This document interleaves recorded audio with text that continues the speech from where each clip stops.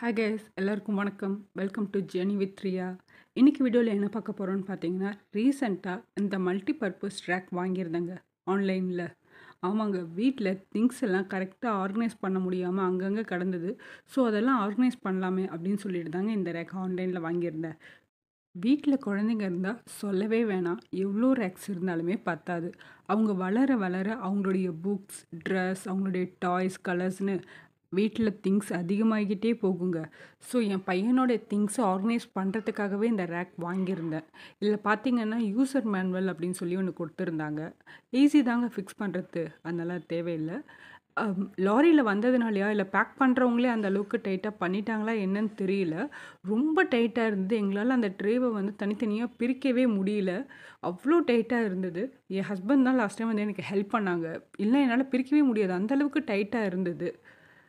ஒரு கட்டத்தில் இந்த ப்ராடக்ட்டை பிரிக்க முடியலன்னு சொல்லியே ரிட்டர்ன் போட்டுடலான்ற அளவுக்கு யோசிச்சுட்டேன் நான். பட் ஒரு வழியாக என் ஹஸ்பண்ட் அதை பிரிச்சிட்டாரு. அதுக்கப்புறம் திரும்ப நான் எடுக்க ட்ரை பண்ணேன். இது நமக்கு சரி வராது, ஃபிக்ஸ் பண்ணுற வேலையை பார்க்கலான்ட்டு நான் அங்கே போயிட்டேன். பிளாஸ்டிக்கோட குவாலிட்டி பார்த்திங்கன்னா ஓரளவுக்கு நல்லா தான் இருந்தது. ஒர்த் ஃபார் மணி அப்படின்னு சொல்லலாம். ரொம்ப பேடாலாம் இல்லை, நல்லா தான் இருந்தது.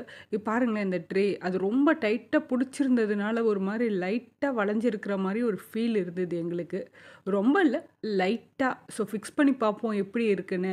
நல்லா இல்லைன்னா வேணால் ரிட்டர்ன் பண்ணிக்கலாம் அப்படின்னு யோசித்தோம். பட் ப்ராடக்ட்லாம் எதுவும் டேமேஜ் இல்லை, எல்லாமே நல்லா தான் இருந்தது. ஸோ நான் ஃபிக்ஸ் பண்ண ஸ்டார்ட் பண்ணிட்டேன். நான் டோட்டலாக வந்து பார்த்திங்கன்னா 7 லேயர் அப்படி இருக்கிற மாதிரி ஒரு ரேக் தான் வாங்கியிருந்தேன். ஏன்னா இதை விட அதிகமாக போயிடுச்சுன்னா பேலன்ஸ் இருக்காது, இதை விட கம்மியாக இருந்தாலும் யூஸ் இருக்காது. நான் வாங்கினது ஒரு 7 லேயர் அப்படி இருக்கிற மாதிரியான ஒரு ரேக் தான் வாங்கியிருந்தேன். இந்த ரேக் வந்து பார்த்திங்கன்னா இந்த மாதிரி திங்ஸ் மட்டும் ஆர்கனைஸ் பண்ணுறது இல்லை.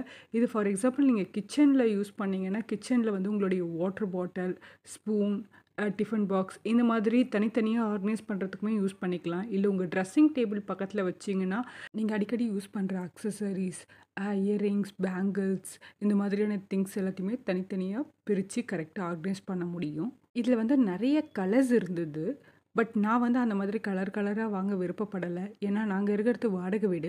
ஸோ நெக்ஸ்ட்டு நாங்கள் வேறு வீடு போகிறப்ப அந்த வீட்டு கலர் பெயிண்ட்டுக்கு ஸோ அதுக்கு ஆப்டாக இருக்கணுன்றதுக்காக ஒரு மாதிரி சட்டில்டான கலர் தான் வேணும் அப்படின்னு சூஸ் பண்ணோம். ஸோ அதனால தான் நாங்கள் இந்த கலர் சூஸ் பண்ணோம். பட் ஆனால் ஆன்லைனில் நிறைய கலர்ஸ் இருக்குது.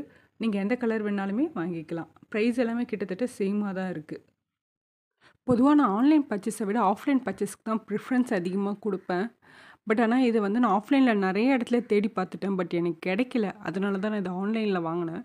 அதுவும் ஆன்லைனில் வாங்கிறதுக்கு முன்னாடியே அமேசான், ஃப்ளிப்கார்ட், மீஷோ எல்லாத்துலேயும் தேடி பார்த்துட்டேன். எதில் கம்மியாக இருக்கோ அதில் வாங்கலாம் அப்படின்னு.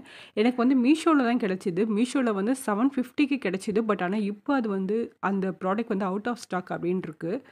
ஃபைனலாக இந்த ரேக் எல்லாத்தையும் ஃபிக்ஸ் பண்ணி முடிச்சிட்டோம். இது வைக்கிறதுக்குன்னே வீட்டில் ஆப்டாக ஒரு இடம் இருந்தது. ஸோ கரெக்டாக அங்கேயும் போய் ப்ளேஸ் பண்ணிட்டோம். என் பையன் அப்போ தான் படிச்சுட்டு இருந்தான், டோட்டலாக 7 கான்டினென்ட் இருக்குது அப்படின்ட்டு. ஸோ இந்த ரேக்கில் 7 லேயர் இருக்கிறத பார்த்த உடனே அவன் என்ன நினச்சான்னு தெரியல, ஒரு பேப்பர் பெண்ணை எடுத்து கான்டினென்ட்டோடைய பேரெல்லாம் எழுதி ஒவ்வொரு பாக்ஸுக்கும் கான்டினென்ட்டோடைய பேர் வச்சுட்டான். ஏஷியா, ஆஃப்ரிக்கா அப்படின்ட்டு. ஸோ அதுவும் பார்க்க நல்லா தான் இருந்தது. பாக்ஸில் வந்து பார்த்திங்கன்னா பெரிய சைஸ் புக்கெல்லாம் வைக்க முடியல. சின்ன சைஸ் புக்ஸ் வந்து கொஞ்சம் நிறையவே வைக்க முடிஞ்சுது. வெயிட்டோடு தூக்கி பார்த்தேன், ஓரளவுக்கு நல்லாவே ஸ்ட்ராங்காக தான் இருக்குது அண்ட் நல்லாவே ஸ்டேபிளாக தான் இருக்குது. ஓகே கைஸ், இந்த ப்ராடக்ட்டோட ஓவரால் லுக் இது தான். இந்த வீடியோ உங்களுக்கு பிடிச்சிருக்குன்னு நினைக்கிறேன். பிடிச்சிருந்தா சேனலை சப்ஸ்கிரைப் பண்ணி சப்போர்ட் பண்ணுங்கள். தேங்க்யூ.